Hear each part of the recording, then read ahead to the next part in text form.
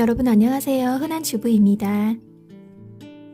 오늘은 11월 가계부 결산을 하려고 하는데요.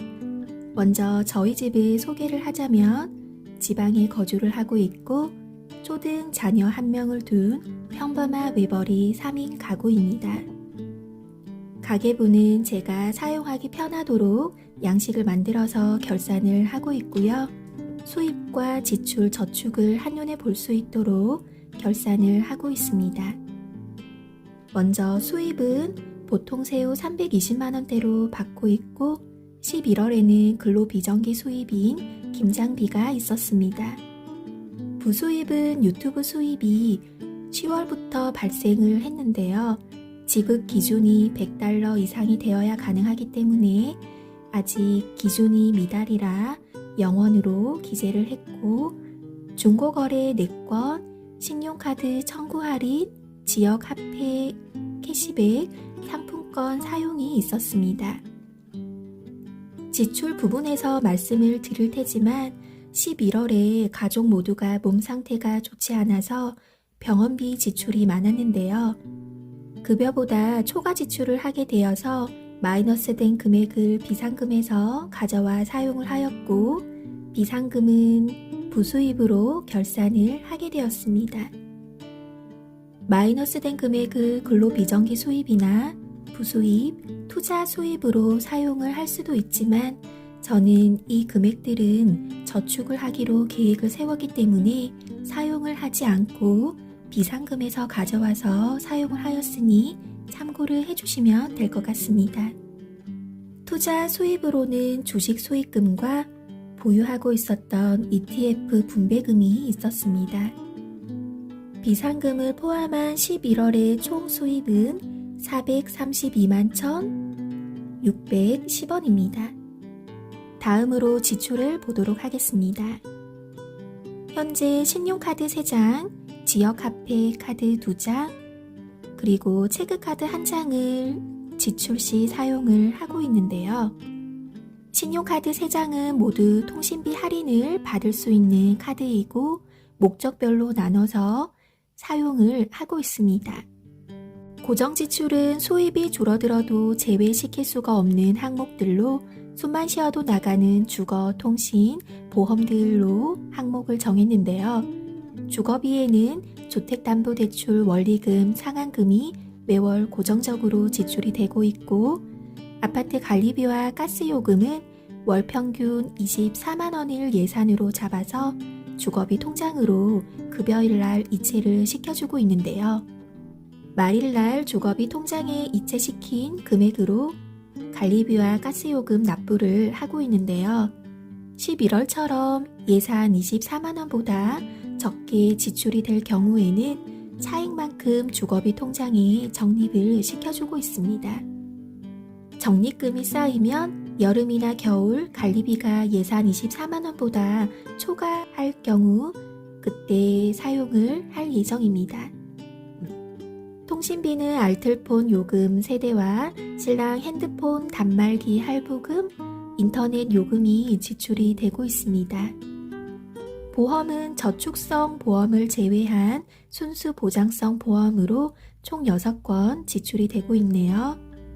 고정지출은 매월 변동성을 없게 지출하는 게 목표이고 금액이 거의 일정하기 때문에 따로 메모를 해두고 결산을 하고 있습니다.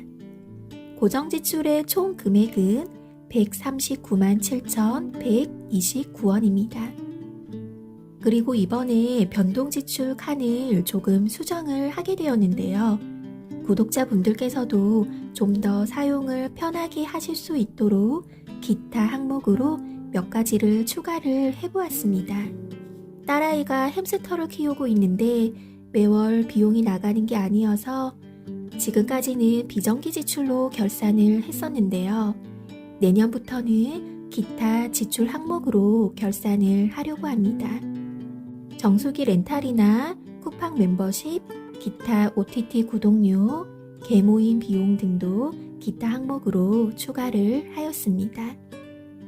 변동지출 중 식비는 3인 식구 비용으로 저희 동네가 지역 특성상 식자재 물가가 높은 편이고 거기다가 제가 식재료를 구매를 할 때 비용이 조금 더 나가는 제품들로 구매를 하고 있습니다. 외식이나 간식들도 자주 먹는 편이라 예산 55만 원이 부족할 때가 많은데요. 11월에 식비는 63만 7,840원 지출이 있었습니다. 생활비는 소 항목들을 합쳐서 예산을 20만 원으로 잡고 지출을 하고 있는데요. 11월에는 신랑 감기, 딸아이 감기, 그리고 제가 올해 4월에 메니에르 증상이 생겨서 청력 검사를 했었던 적이 있는데 약을 먹고 상태가 좋아졌다가 11월부터 또 증상이 나타나서 검사를 다시 하게 되었습니다. 병원비는 실비 청구가 가능하지만 실비 환급금은 부수입으로 결산을 하고 있기 때문에 실제로 지출한 병원비로 결산을 하였습니다. 생활비는 41만 1,165원 지출을 하였네요. 자녀 비용은 예산이 55만 원이고 학원 비용으로 53만 원 지출이 있었고 학교 현장 체험 학습 등 기타 지출이 있어서 총 61만 1,150원 지출을 하였습니다. 교통비는 신랑 출퇴근용 차량 한 대 조유비와 하이패스 대중교통 비용으로 20만 9,360원 지출을 하였고 용돈 신랑 20만 원, 저 3만 원 지출이 있었습니다. 총 변동 지출은 209만 9,515원입니다. 저희 집은 월급여 320만 원대에서 비정기 지출까지 사용할 만큼 여유가 되지 않기 때문에 저는 전년도 저축해둔 금액을 비정기 지출 자금으로 사용을 하고 있고요. 그래서 지출은 고정과 변동으로만 합산을 해서 결산을 하고 있습니다. 11월에 고정과 변동 총 지출은 349만 6,644원입니다. 비정기 지출은 따로 1년치 예상 금액을 CMA 계좌에 넣어두고 필요시마다 사용을 하고 있는데요. 자동차 보험은 새로 가입을 하게 되었고 집들이 비용과 그리고 자녀 가을 옷 구매, 신용카드 연회비 지출로 총 89만 7,150원 지출이 있었습니다. 비정기 지출 관리 방법에 대한 영상은 따로 있으니 참고로 해서 보시면 좋을 것 같습니다.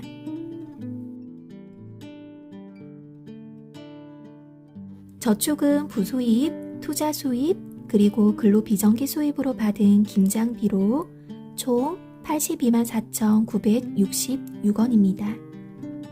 11월 가계부 결산을 해보면 총 수입 432만 1,610원에서 고정과 변동 총 지출 349만 6,644원을 빼주게 되면 총 저축 금액 82만 4,966원이 나오게 됩니다.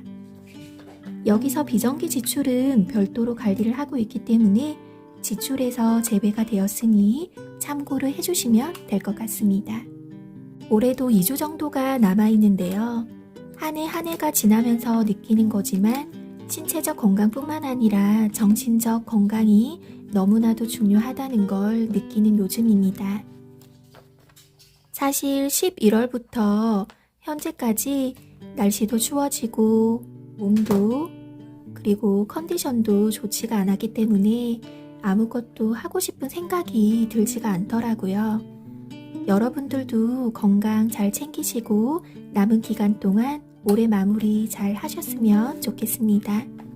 저는 내년 목표와 세부 계획을 정리를 해서 다음 영상으로 찾아오도록 하겠습니다. 오늘도 영상 봐주셔서 감사드리고요. 조만간 찾아오도록 하겠습니다.